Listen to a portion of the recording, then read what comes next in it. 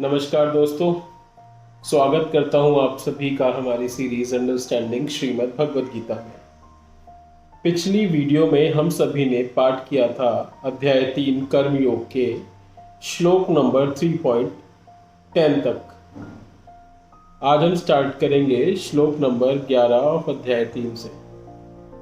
देवान् भावयतानेन ते देवा भावयन्तु वः परस्परं भावयन्तः श्रेयः परमवाप्स्यथ। भगवान कृष्ण अर्जुन को कहते हैं कि तुम्हारे द्वारा संपन्न किए गए यज्ञों से देवता प्रसन्न होंगे और मनुष्य और देवताओं के मध्य सहयोग के परिणाम स्वरूप सभी को सुख समृद्धि प्राप्त होगी। आज की डेट में अगर हम इस श्लोक को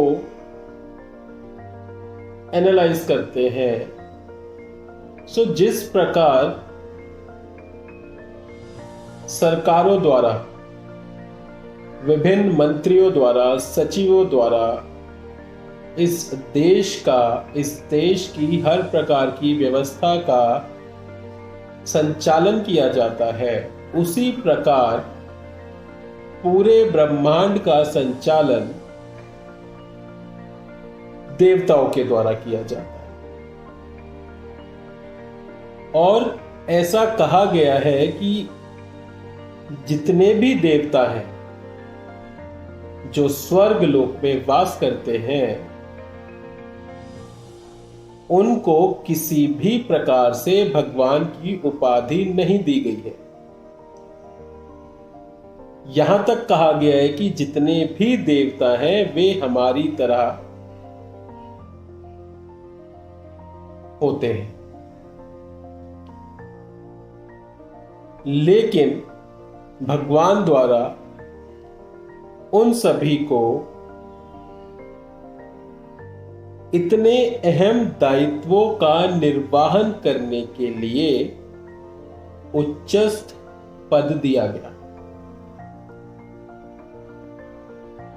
अब हम सभी का ये दायित्व बनता है कि जो देवता हम सभी को वो सारी जरूरतमंद चीजें या हम सभी का ख्याल रखने वाली चीजों को प्रदान करते हैं, हम भी रिटर्न में उनको कुछ दें। और उनको देने का सबसे सही रास्ता क्या है? यज्ञों द्वारा, हवन द्वारा हम उन सभी को कुछ ना कुछ अर्पित कर सकते हैं। और किसी भी हवन का जो भोक्ता होता है, जिसके लिए हम हवन करते हैं, अगर उस भोक्ता तक हमारी दी गई यज्ञ, आहुतियां या किसी भी प्रकार का हवन इत्यादि पहुंच जाता है, तो हमारी ओर से देवगणों को प्रसन्नता प्राप्त होती है। और क्योंकि वे भगवान नहीं है, तो देवगण भी हमारी ही प्रकार भगवान को प्रसन्न करने के लिए अपनी ओर से किसी ना किसी प्रकार का प्रयोजन करते हैं। भागवत गीता में यह भी बताया गया है कि भगवान कृष्ण स्वयं सभी प्रकार के यज्ञों के भोक्ता हैं।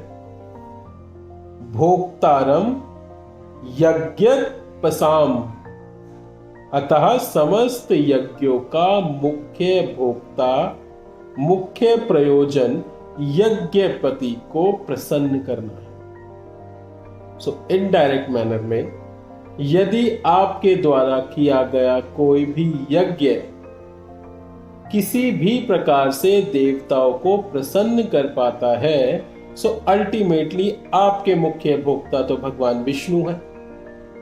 वे भी खुश हो जाएंगे आपके द्वारा किए गए यज्ञ से। नेक्स्ट श्लोक है श्लोक नंबर 12, अध्याय 3। इष्टान् भोगान् हि वो देवा दास्यन्ते यज्ञभाविताः तैर्दत्तानप्रदायेभ्यो यो भुङ्क्तेस्तेन एव सः। जीवन की विभिन्न आवश्यकताओं की पूर्ति करने वाले विभिन्न देवता यज्ञ संपन्न होने पर प्रसन्न होकर तुम्हारी सारी आवश्यकताएं की पूर्ति करेंगे, किंतु जो इन उपहारों को देवताओं को अर्पित किए बिना भोगता है वह निश्चित रूप से चोर है। भगवान कृष्ण अर्जुन को समझा रहे हैं कि ब्रह्मांड की विभिन्न प्रक्रियाओं के प्रशासक के रूप में देवलोक में विराजमान देवता हम सभी को वे सारी चीजें प्रदान करते हैं जिनकी हर एक व्यक्ति को आवश्यकता है। वर्षा, वायु, अन्न, खनिज, उपजाऊ भूमि और बहुत सारी चीजें, और देवताओं द्वारा प्रदत्त इन सभी उपहारों के लिए हमें उनका आभारी होना चाहिए। अब यदि हम किसी के आभारी हैं तो अपनी कृतज्ञता पहुंचाने का हमें भी कोई ना कोई साधन करना चाहिए। जिस प्रकार देवता अपने कर्तव्य का पालन करते हैं तो वे ये भी अपेक्षा करते हैं कि हम मनुष्य भी यथोचित चेतना युक्त होकर निष्ठा पूर्वक अपने दायित्वों का निर्वहन करें, क्योंकि ये सभी स्वर्ग के देवता परम शक्तिमान भगवान के सेवक हैं, और जब वे किसी को भगवान के लिए यज्ञ कर्म करते हुए देखते हैं तब वे प्रसन्न हो जाते हैं और प्रतिफल के रूप में ऐसी जीवात्माओं के लिए लाभदायक भौतिक सुख सुविधाओं की व्यवस्था करते हैं। और इसीलिए कहा गया कि जब हम दृढ़ संकल्प के साथ भगवान की सेवा करते हैं तब ब्रह्मांड की सभी शक्तियां हमारी सहायता करने के लिए कार्य आरंभ कर देती हैं। जो कुछ भी करना है, सरल शब्दों में अगर इन दोनों श्लोकों की व्याख्या की जाए सो भगवान कहना चाह रहे हैं यज्ञों से या मुख्य भोक्ता से क्या अर्थ हमें निकालना चाहिए। भगवान चाहते हैं किसी भी प्रकार का कार्य यदि आप अपने जीवन में करते हैं उस कार्य को मुझे समर्पित करके कीजिए। यज्ञ को आप अपने हर प्रकार के कार्यों से रिलेट कर सकते हैं और मुख्य भोक्ता जो होंगे हमारे भगवान विष्णु उनको समर्पित करके कीजिए। ऐसा करने से ना केवल देवतागण खुश हो जाएंगे, भगवान भी खुश हो जाएंगे और आपके द्वारा किए गए प्रयासों की सफलता आपको मिलेगी। श्लोक नंबर 13, अध्याय 3। यज्ञशिष्टाशिनः सन्तो मुच्यन्ते सर्वकिल्बिषैः भुञ्जते ते त्वगं पापा ये पचन्त्यात्मकारणात्। भगवान के भक्त सभी प्रकार के पापों से मुक्त हो जाते हैं क्योंकि वे यज्ञ में अर्पित किए गए भोजन को ही खाते हैं। अन्य लोग जो अपने इंद्रिय सुख के लिए भोजन बनाते हैं वे निश्चित रूप से पाप खाते हैं।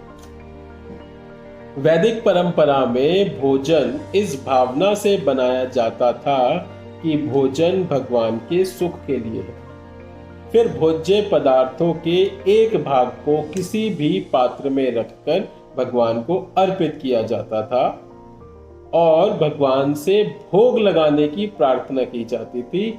और आज के समय में भी बहुत से घरों में इस परंपरा को किया जाता है। जिस प्रकार मंदिरों में आप लोगों ने देखा होगा भगवान को भोग लगाने की एक ट्रेडिशन होता है, उसी प्रकार बहुत से घरों में भी भगवान को आज भी भोग लगाया जाता है। और भगवान का भोग लगाने के पश्चात पात्र में रखे भोजन को भगवान का प्रसाद अर्थात भगवान की कृपा समझा जाता है।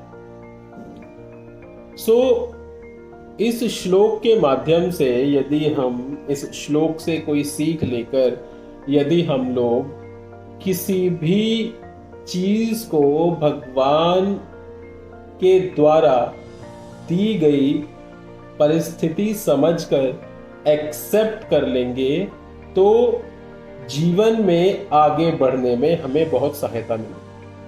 जिस प्रकार भगवान का भोग लगाते हैं हम अपने भोजन से और उस भोजन को प्रसाद समझकर हम लोग खाते हैं, उससे भगवान खुश होते हैं।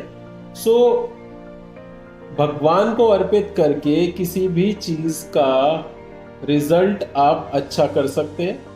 जो भी कार्य आप कर रहे हैं भगवान को अर्पित करके कीजिए, या कोई भी विपरीत परिस्थिति अगर आपके लाइफ में आ रही है उसको भगवान के द्वारा निर्देशित समझते हुए आप उस परिस्थिति का सामना एक अच्छे तरीके से बढ़े हुए मनोबल के साथ कर सकते हैं। श्लोक नंबर 14 अध्याय 3। अन्नाद् भवन्ति भूतानि पर्जन्यादन्न संभवः यज्ञात् भवति पर्जन्यो यज्ञकर्म समुद्भवः। सारे प्राणी अन्न पर आश्रित है जो वर्षा से उत्पन्न होता है। वर्षा यज्ञ संपन्न करने से होती है और यज्ञ नियत कर्मों से उत्पन्न होता है। भगवान कृष्ण इस श्लोक में सृष्टि के चक्र का वर्णन कर रहे हैं।